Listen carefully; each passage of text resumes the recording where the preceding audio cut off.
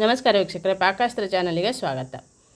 ಇವತ್ತು ನಾನು ಫ್ಲವರ್ ಪಲ್ಯ ಅಂದರೆ ಕಾಲಿಫ್ಲವರ್ ಪಲ್ಯವನ್ನು ಮಾಡ್ತಾಯಿರೋದು. ತುಂಬಾ ಟೇಸ್ಟಿಯಾಗಿ ಸಿಂಪಲಾಗಿ ಮಾಡ್ತಾಯಿದ್ದೆ. ನೀವು ಫ್ಲವರ್ ತೊಗೊಬಂದರೆ ಗೋಬಿ ಮಂಚೂರಿ ಒಂದೇ ಅಲ್ಲದೆ ಈ ರೀತಿ ಪಲ್ಯನೂ ಒಮ್ಮೆ ಟ್ರೈ ಮಾಡ್ಕೊಳ್ಳಿ. ಸಖತ್ತಾಗಿರುತ್ತೆ.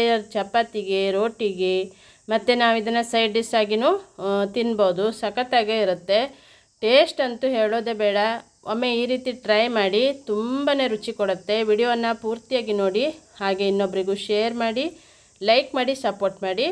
ನನ್ನ ಚಾನಲನ್ನು ಫಸ್ಟ್ ಟೈಮ್ ನೋಡ್ತಾ ಇದ್ದರೆ ಸಬ್ಸ್ಕ್ರೈಬ್ ಮಾಡಿಕೊಂಡು ಪಕ್ಕದಲ್ಲೇ ಇರುವಂಥ ಬೆಲ್ ಬಟನನ್ನು ಕ್ಲಿಕ್ ಮಾಡ್ಕೊಳ್ಳಿ. ಇಲ್ಲಿ ಒಂದು 1/4 kg ಆಗುವಷ್ಟು ಫ್ಲವರ್ ಇದೆ ನೋಡಿ.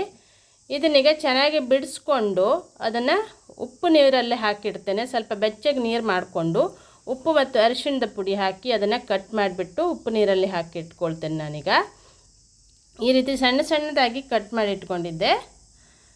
ಚಿಕ್ಕದಾಗಿ ನಾನು ಕಟ್ ಮಾಡಿರೋದು. ಪಲ್ಯ ಮಾಡಲಿಕ್ಕೆ ಆಗೋದ್ರಿಂದ ಸಣ್ಣ ಸಣ್ಣದಾಗಿನೇ ಕಟ್ ಮಾಡಿಕೊಂಡ್ರೆ ಚೆನ್ನಾಗಿರುತ್ತೆ. ಈಗ ಅದನ್ನು ಉಪ್ಪು ಮತ್ತು ಅರಿಶಿಣದ ನೀರಲ್ಲಿ ಹಾಕಿಟ್ಟಿದೆ. ಬೆಚ್ಚಗೆ ಮಾಡಿಕೊಂಡು ನೀರನ್ನು ಸ್ವಲ್ಪ. 1 ಈರುಳ್ಳಿ, 2 ಟೊಮೆಟೊ, ಸಣ್ಣದು 2 ಟೊಮೆಟೊ ಹಾಕಿದ್ದೆ. ಮತ್ತು ಒಂದು 5-6 ಎಸಳು ಬೆಳ್ಳುಳ್ಳಿಯನ್ನು ಜಜ್ಜಿ ಇಟ್ಕೊಂಡಿದ್ದೆ. ಈಗ ಒಂದು ಬಾಣಲೆ ತಗೊಂಡು 2 ಸ್ಪೂನ್ ಆಗುವಷ್ಟು ತೆಂಗಿನೆಣ್ಣೆ ಹಾಕ್ಕೊಂಡು ಅದಕ್ಕೆ ಸ್ವಲ್ಪ ಸಾಸಿವೆ, ಜೀರಿಗೆ, ಕರಿಬೇವು, ಜಜ್ಜಿದಂಥ ಬೆಳ್ಳುಳ್ಳಿ ಹಾಕಿ ಮತ್ತು 1 ಚಿಟಿಕೆ ಆಗುವಷ್ಟು ಕಸ್ತೂರಿ ಮೆಥಿಯನ್ನು ಹಾಕಿದ್ದೆ ನೋಡಿ. ಒಗ್ಗರಣೆಗೆ ಹಾಕ್ಕೊಂಡ್ರೆ ಟೇಸ್ಟು, ಫ್ಲೇವರ್ ಚೆನ್ನಾಗಿ ಬರುತ್ತೆ. ಈಗ ಒಗ್ಗರಣೆ ತಯಾರಾಗ್ತಾ ಇದೆ. ತುಂಬಾ ರುಚಿಯಾಗಿರುತ್ತೆ. ಹಾಗೆ ಸಿಂಪಲಾಗಿಯೇ ಮಾಡ್ಕೊಳ್ಬೋದು. ಈಗ ಟೊಮೆಟೊ ಮತ್ತು ಈರುಳ್ಳಿ ಹಾಕಿ ಚೆನ್ನಾಗಿ ಫ್ರೈ ಮಾಡ್ಕೊಳ್ಬೇಕು. ಇದಕ್ಕೆ ಒಂದು ಸ್ವಲ್ಪ ಉಪ್ಪನ್ನು ಹಾಕ್ಕೊಳ್ಳೋಣ, ಬೇಗನೆ ಫ್ರೈ ಆಗುತ್ತೆ.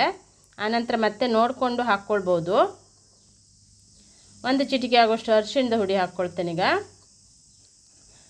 ಈಗ ಈರುಳ್ಳಿ ಮತ್ತು ಟೊಮೆಟೊ ಸ್ವಲ್ಪ ಮೆತ್ತಗಾಗಲಿ, ಅದನ್ನು ಮುಚ್ಚಿಬಿಟ್ಟು ಬೇಯಿಸ್ಕೊಳ್ಬೇಕು.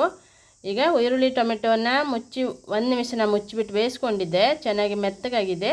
ಈಗ ಕಟ್ ಮಾಡಿ ಇಟ್ಟಿದಂಥ ಫ್ಲವರನ್ನು ಹಾಕ್ಕೊಳ್ತೇನೆ. ಈಗ ನಾನು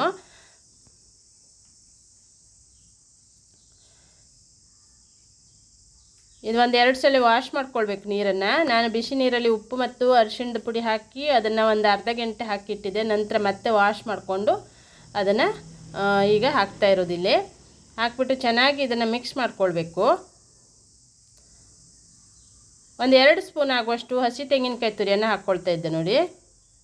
ಈಗ ಎಲ್ಲವನ್ನು ಹಾಕಿ ಚೆನ್ನಾಗಿ ಇದನ್ನು ಮಿಕ್ಸ್ ಮಾಡ್ಕೊಳ್ಳೋಣ.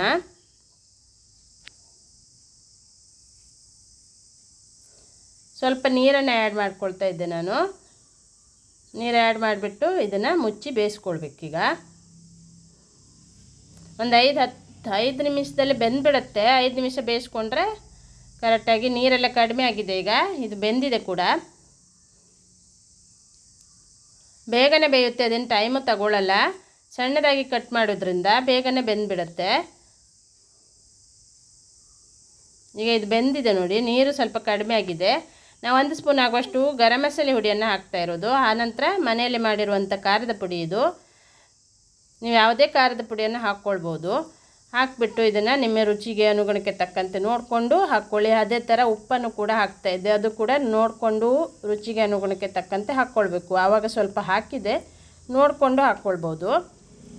ಈಗ ಇದನ್ನು ಖಾರ ಎಲ್ಲ ಹಾಕಿಬಿಟ್ಟು ಚೆನ್ನಾಗಿ ಇದನ್ನು ಮಿಕ್ಸ್ ಮಾಡಿಬಿಟ್ಟು ಮತ್ತೆ ಮುಚ್ಚಿ ಬೇಯಿಸ್ಕೊಂಡಾಗ ಉಪ್ಪು ಖಾರ ಎಲ್ಲ ಚೆನ್ನಾಗಿ ಹೀರ್ಕೊಂಡು ಪಲ್ಯನೂ ರೆಡಿಯಾಗುತ್ತೆ ನೋಡಿ. ಈಗ ತುಂಬಾ ಟೇಸ್ಟಿಯಾಗಿರುವಂಥ ಫ್ಲವರ್ ಪಲ್ಯ ರೆಡಿಯಾಗಿದೆ ವೀಕ್ಷಕರೇ.